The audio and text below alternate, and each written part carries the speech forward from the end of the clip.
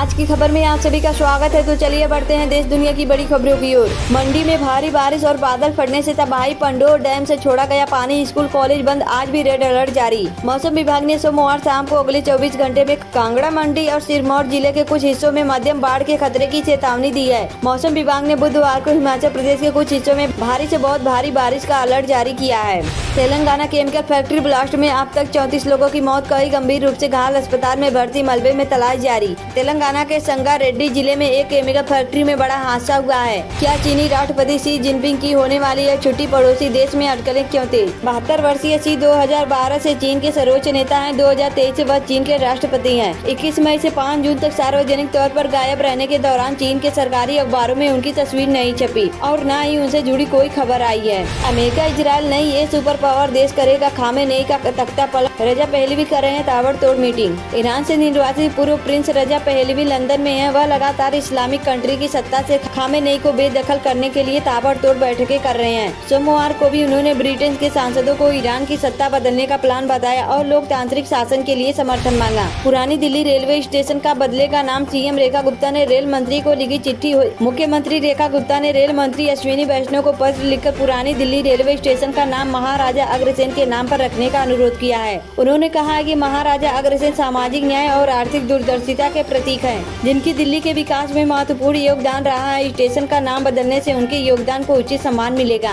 राजस्थानी दबाव में नहीं आते, न मैं और न ओम बिरला। उपराष्ट्रपति जगदीप धनखड़ का अशोक गहलोत के आरोप पर पलटवार। उपराष्ट्रपति जगदीप धनखड़ से संवैधानिक पदों पर बैठे व्यक्तियों के दबाव में काम करने के पूर्व मुख्यमंत्री अशोक गहलोत के आरोप पर सोमवार को पलटवार किया। उपराष्ट्रपति जगदीप धनखड़ ने कहा है कि मैं न दबाव डालता हूं और न दबाव में आता हूं। 42 चौके, 9 छक्के और ट्रिपल सेंचुरी। ऋषभ पंत की ये पारी बनी कयामत टूर। हर दिन रकम की गुहार लगाते रहे गेंदबाज। एमपी का सबसे बड़ा जीएसटी फ्रॉड। जबलपुर 512 करोड़ की लूट, 23 फर्जी फर्मों का मास्टर प्लान बेनकाब। जबलपुर में अब तक के सबसे बड़े इनपुट टैक्स क्रेडिट घोटाले का खुलासा हुआ है। आर्थिक अपराध प्रकोष्ठ ने 512 करोड़ रुपए की फर्जी बिल्डिंग और 130 करोड़ रुपए की टैक्स चोरी उजागर की है। 1 जुलाई से यूपी के सभी जिलों में शुरू होने जा रहे ये 3 खास अभियान। सीएम योगी खुद करेंगे मॉनिटरिंग। योगी सरकार 1 जुलाई से प्रदेश के सभी 75 जिलों में पर्यावरण, जन स्वास्थ्य और वित्त से जुड़े 3 खास अभियान चलाने जा रही है, जिनकी तैयारियों की समीक्षा खुद मुख्यमंत्री योगी आदित्यनाथ कर रहे हैं। इन सभी अभियानों की मॉनिटरिंग भी मुख्यमंत्री योगी आदित्यनाथ ही करेंगे। बिहार के इन 5 जिलों में अगले 3 घंटे में होगी भयंकर बारिश। आईएमडी ने अगले 24 घंटे के लिए जारी किया ऑरेंज अलर्ट। भारत संग सीमा विवाद जटिल सुलझाने में लगेगा समय। राजनाथ सिंह के दौरे के बाद बोला चीन। चीन ने सोमवार को कहा है कि भारत के साथ सीमा विवाद जटिल है और इसे सुलझाने में समय लगेगा, लेकिन इसके साथ ही उसने सरहदों के निर्धारण पर चर्चा करने और हालात शांतिपूर्ण बनाए रखने की अपनी इच्छा भी व्यक्त की है।